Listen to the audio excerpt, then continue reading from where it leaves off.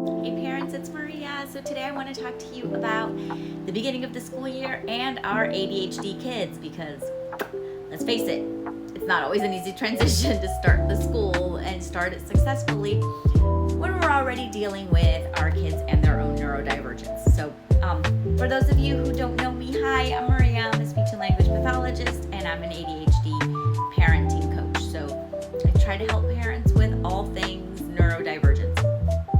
Let's talk about starting the school year. Here in Florida, we started 3 weeks ago. I think this is our third week in school.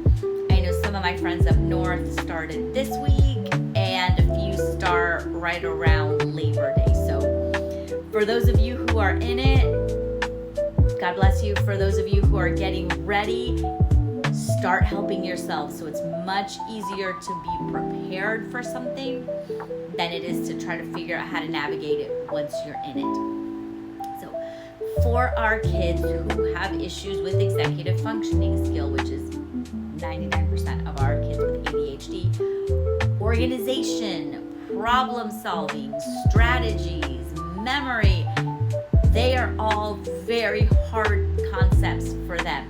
So the more that we can help build those foundations for them, the better our life will be. All of us, not just theirs, us too. So let's think about what our kids need to be successful. They need structure and routine. They need order because their life is usually a hot mess of not order. So we need to provide the order as much as we can. Let's work on schedules, daily schedules, hourly schedules, whatever it may be.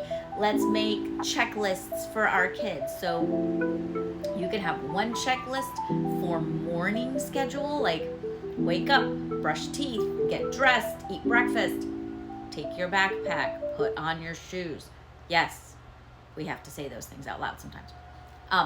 You can have an after school checklist where it's come in, do homework, eat snack, have playtime, get ready for the next events kind of thing. And you can have a nighttime routine checklist.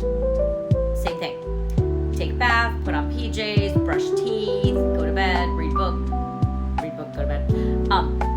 Same basic idea, but having the structures, and for a lot of our kids, having the visual is really important. Start setting up the routines. Start setting up the hours that they need to do things. Because if our kids know, every single day we eat dinner at this time, I do my homework at this time, I brush my teeth at this time. After a while, that's going to become a habit. After a while, it'll be just part of their everyday things that they do. You wake up, you pee, you brush your teeth, right? Eventually, they're going to be able to do those same things too. And it's not going to happen when you think it's going to happen. It's not going to happen like right away the first couple times they did it. Sometimes it takes years of doing the same thing over and over and over again. And we're like, oh my God, this child's never going to do it.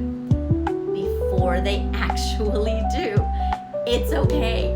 Keep doing it. Right now, when school is starting, set up your routines, set up your structures because you're going to need them going into the year. As the year gets harder, as we get projects, we get more involved in sports or after school activities, the schedules and the routines need to shift a little bit. So if we have a starting place, it's easier to shift than if we never had any sort of order whatsoever and now we're throwing more things in. Now we're an absolute disaster. So like I said, get your order, get your routine in order now to make it easier. Start planning as much as you can the next day. Plan today for tomorrow. So let's pick out your clothes for tomorrow. Let's pack your lunch for tomorrow. Have the day ready the night before because a lot of our kids don't do well in the morning. They have a really hard time organizing their space as it is, organizing their brain. So if we can prep them for it ahead of time, it'll make everybody's life a lot easier. Mornings are difficult. Set up your stations backpack when you come home from school. Have a place to put your lunchbox, a place where your shoes go. Just a really easy little, this square next to the door is where your backpack goes. This space in your room is where it goes, so that way they don't forget things. Something one of my son's elementary school teachers taught him was to leave his computer inside his backpack. Plug it into the wall while it's in your backpack so you don't forget your computer. Like, it never left its space. It was always where it needed to go. You don't show up to school without it because it always stayed in your bag. You did your homework, you put it back in. A homework station is great. So just a small little bucket with a pencil, an eraser, a sharpener, a Sharpie, whatever you need, so that where you're doing your homework, you take your cubby with you and that stays with you. And if you need stuff, there's sticky notes or scratch paper, whatever you want, in your little homework station, wherever that may be in your house. So these are just a few little tips and tricks for the school year going forward. Again, parents, set it up. It's going to make your life a lot easier in the long run. At the beginning, when you're figuring out where things should go and what they should be, and okay, this didn't work, let's try that, or that location sucks, you can't do your homework there.